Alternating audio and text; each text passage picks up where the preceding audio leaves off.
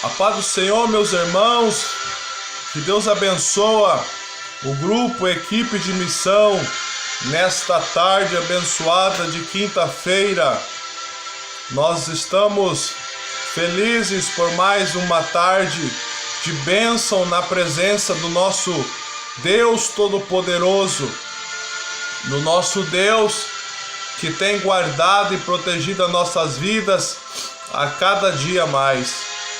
Nesta tarde nós vamos estar trazendo uma mensagem sobre a volta de Jesus, sobre a vinda do Senhor. Vou ler com vocês Mateus 25, a parábola das 10 virgens. Então o reino dos céus será semelhante a 10 virgens que, tomando suas lâmpadas, saíram ao encontro do esposo. 5 delas eram prudentes e 5 loucas.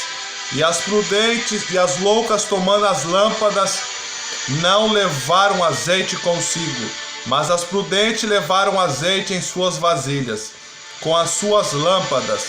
Tardando o esposo, tosquenejaram todas e adormeceram. Mas à meia-noite ouviu-se um clamor: aí vem o esposo, sai-lhe ao encontro. E todas as virgens se levantaram e prepararam as suas lâmpadas. As loucas disseram às prudentes: dai-nos do vosso azeite, porque as nossas lâmpadas se apagam. Mas as prudentes responderam, dizendo: não, acaso que não nos falte a nós, vós ainda antes aos que vendem, comprai-vos. E tendo ela ido comprar, chegou o esposo, e as que estavam preparadas com ele para as bodas, fechou-se a porta. E depois chegaram também as outras virgens, dizendo: Senhor, Senhor, abre-nos. E ele respondendo disse: em verdade vos digo que não vos conheço. Vigiai, porque não sabeis o dia e a hora que vem, que há de vir o Filho do Homem. Meus irmãos, nessa tarde o Senhor pediu para mim falar sobre a vinda do noivo, a vinda do esposo. Na parábola das 10 virgens, nós deparamos com uma passagem que Jesus, ele falava por parábolas para que nós entendêssemos de forma diferente. As pessoas do mundo não entendem aquilo que Jesus fala, mas ele estava falando para a igreja, para a noiva, para aquelas que estavam com as suas lâmpadas acesas e não apagadas. Jesus, ele começa falando sobre o reino que era semelhante a 10 virgens. 5 eram prudentes e 5 eram loucas. Ele disse que as lâmpadas, as prudentes, elas tinham, aleluia, elas estavam com azeite, mas as loucas não estavam com azeite. Mas diz a palavra do Senhor que todas tosquenejaram, todas estavam dormindo. Por quê, meus irmãos? Porque nós sabemos que a maior parte das pessoas, dos cristãos, eles têm dormido um sono, eles têm não têm se despertado para falar da volta de Jesus, para se preparar, para se consagrar, para pagar o preço. Jesus estava falando que quando ele voltasse para buscar a sua noiva, muitas pessoas iam estar despreparadas, iam estar dormindo um sono espiritual. E quando nós olhamos para a Bíblia Sagrada, nós vemos que nos últimos dias, aleluia, pessoas que começaram a fazer a obra, pessoas que começaram a cantar, a louvar. Você não vê mais dentro da igreja. Cada dia mais a igreja tem ficado vazia de pessoas. Aí você vê porque a pessoa está dormindo, o cristão está tosquenejando, porque porque não é eu que estou falando, não é as minhas palavras, mas é as palavras do Senhor, que estava vendo o futuro, que estava vendo a situação que a noiva dele se encontra.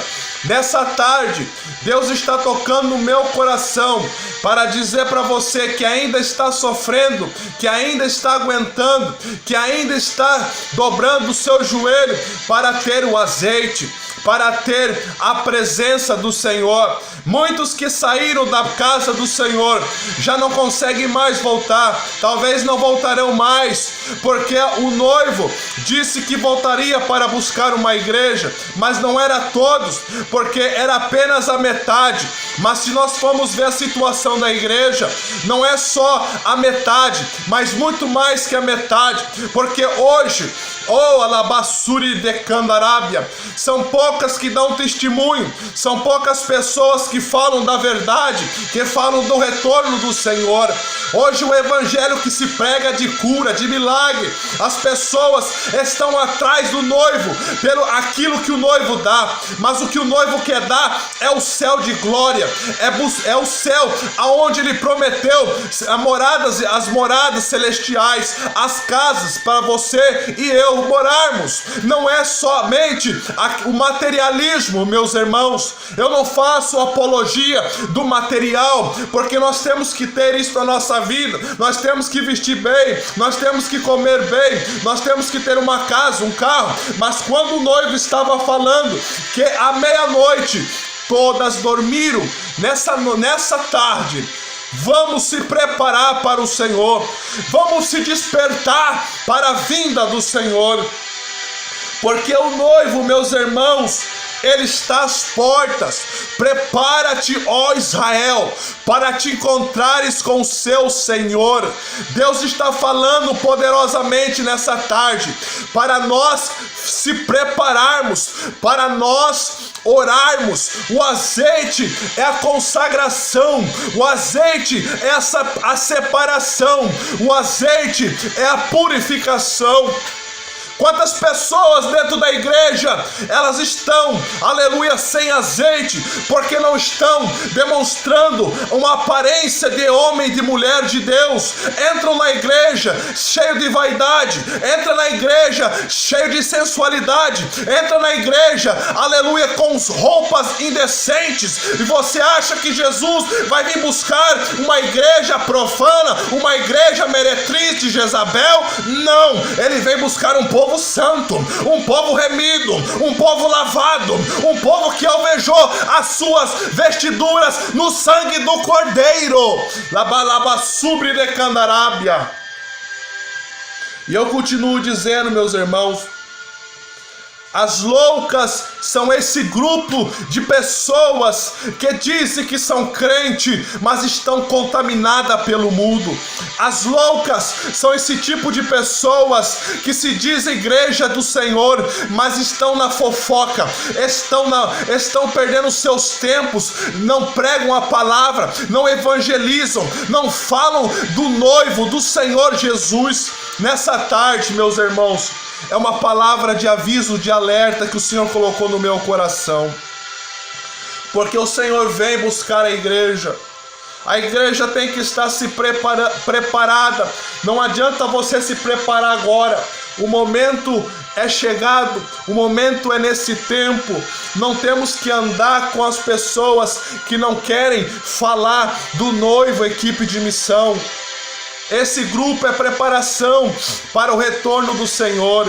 Esse grupo é preparação para encontrar com o noivo. Xarabalabassúbia. Há uma festa nupcial esperando por mim e por você. O casamento do noivo, ele vai acontecer a qualquer momento. Jesus vai descer e ele vai vir para buscar a sua noiva, meus irmãos. Mas a noiva precisa estar preparada para se encontrar com o Senhor.